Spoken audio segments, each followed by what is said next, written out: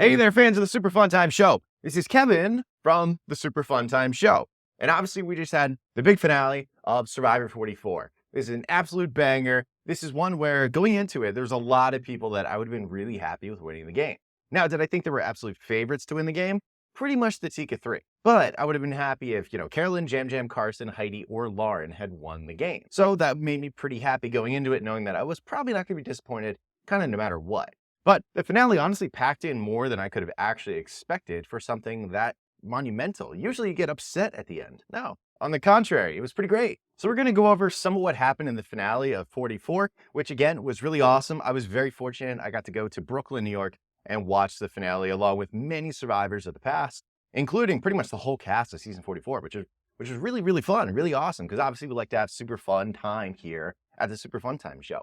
And we're going to talk about that. Now, remember, before we get into the actual video, make sure to hit the subscribe button so you can see more videos of Survivor now about season 44 and plenty in the off season as we wait for season 45 with the new cast announced. Right now, I'm trying to buy your love by giving you a Survivor treat. Now, I just gave away a Ratu buff from season 44, this last contest, and right now we're running another one where if you're a subscriber and you live in the US, you have the potential to win this Luvu buff from season 41. This is the tribe that the winner, Erica, was originally from.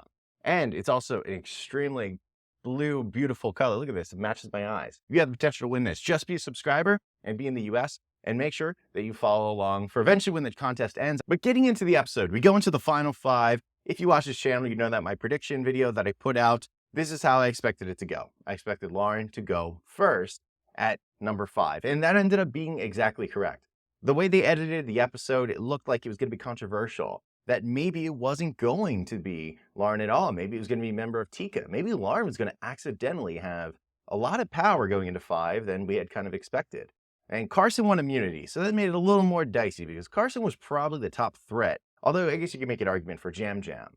But it looks like Carolyn got a little upset with Yam Yam after coming back from the reward, and it was getting very dicey among the Tika 3.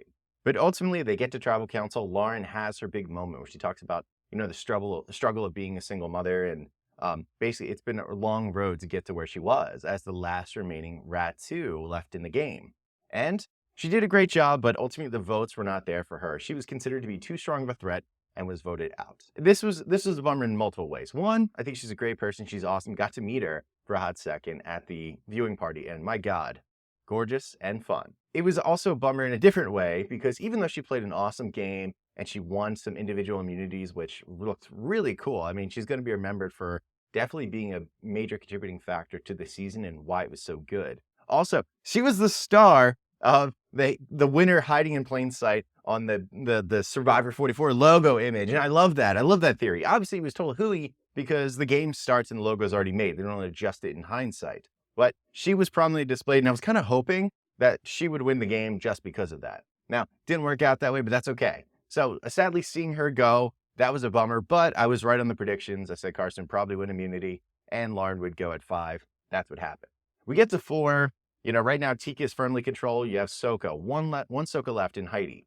They get to the immunity challenge. Heidi wins immunity, and you go, uh-oh, one of the Tika may have to go. It's gonna be a Tika member versus a Tika member. But Heidi does the ballsiest thing that you could ask for, which I thought she would do. And she ended up throwing herself into the fire against Carson. And this was brilliant moving by her because she needed it.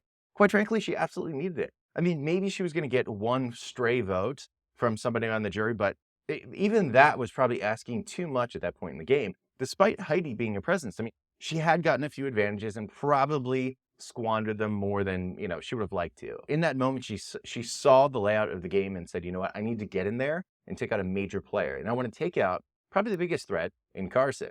Because Carson had good relationships with everyone, including that time he spent on Ratu. And the jury is littered with Ratu. So it makes sense to try to get rid of him as quickly as she could. And she got in there, started fire faster than anyone in the history of the game, including Mike Gabler, the winner of the season before, who had just broken the record the year prior. I will always remember the guts it took for Heidi to go in there and do what she did and go and try to snatch the game out of the hands of the Tika 3. That was wild. And you know what? I'm so proud of Heidi for doing it. And Carson got eliminated. Like we had talked about many times, I thought he was going to go out by fire. that whole imagery of fire in his glasses, it eventually gave way and paid off in the end. He got kicked out, sadly, in the way that Jesse got kicked out the prior year when he was probably the favorite to win the game. And it was a bummer to see him go. He was a lot of enthusiasm. He was a lot of good strategy in the game. But again, Heidi grabbed the game by the bull balls and won it. There's honestly no hate in that. Once you do that, you get all the credit in the world from me if you give up immunity just to do it. Then we get to the final three. We have Heidi, we have Carolyn, and we have Yam Yam. I have to tell you, when I was watching, I felt really good about Tribal. Going into it, I had people around me, including former alumni, telling me at this point that, this is Yam Jam's game. And in my soul, I actually believe that. I really believed going into it that Yam Yam had the best chance to win the game. My prediction of Carolyn winning the game, which is what I said would happen, I said Heidi would get third, I said Yam Yam would get second, and I said Carolyn would get first. I believed it would happen because at Final Tribal, even though I knew Yam Yam would do really well with the jury, which he did an incredible job. He spoke up. He made it clear that he was the one using people and not the other way around. I thought Carolyn would jump in there and surprise them with information that they didn't know and really wow them in a way that even Yam Yam wouldn't be able to do. Heidi, unfortunately, I thought she was only going to get one vote, and that's what she got, even after the Herculean effort that she put in to get rid of Carson. Carolyn probably disappointed in Final Tribal, at least the way it was edited, to the point where she mostly talked about being an emotional player and how it didn't hold her back rather than it launched her forward. And I don't know if she had as many places to go as I thought maybe she would. But ultimately, when you just saw their final tribals, at least how it was edited, Yam Yam clearly was going to win the game. So I'm not surprised that it was another landslide tribal council for the new era. And I have to say, it's getting annoying, even though it was deserved. It's getting annoying that it's such a landslide. There's a formula to it. You get a 0-vote finalist, you get one person get one vote in second place, and then all the rest of the votes go to whoever wins the game. Overall on this season, I have to say I'm a really big fan. Actually, when you think of like the horse meme where like the front is ugly and the back is really pretty, that's how I feel about 44. This new era game of Survivor, I love the people more than I ever have, but I dislike the game more than I ever have. Like, people used to complain about Redemption Island or Edge of Extinction. I didn't have complaints about those things, other than when you had the second return to the game when they could come back at like 6. I thought that was way too late. If you just made the cutoff at basically the merge, I think Redemption Island and Edge of Extinction worked really, really well. But this new evolution, where there's like a new twist or a new advantage seemingly every episode for the first like 8 episodes, it gets old. When you take away the votes of players, which is the core foundation of the game, I'm probably not going to like it.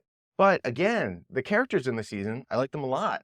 I still can't figure out how some people don't just adore everything that Jamie does. I think Jamie is an all-time character, but she's lost in the season with Carolyn and Yam Yam. Carolyn and Yam Yam are all-time characters. Carolyn, number 1, Yam Yam somehow takes a backseat to Carolyn, even though he is objectively one of the greatest characters that's ever been on the show, right? So it's actually really, really fascinating how this has gone. I'm a huge fan of it. I don't know if it's my favorite of the new era, probably just because of the people, but I'm not sure yet. We'll see. I'll give it a few months and we'll decide if it is indeed my favorite. But ultimately, I think it was really fun and it was really great. And I'm happy to have been there at the viewing party. Otherwise, hope you have an amazing day, everyone. And remember, I have spoken.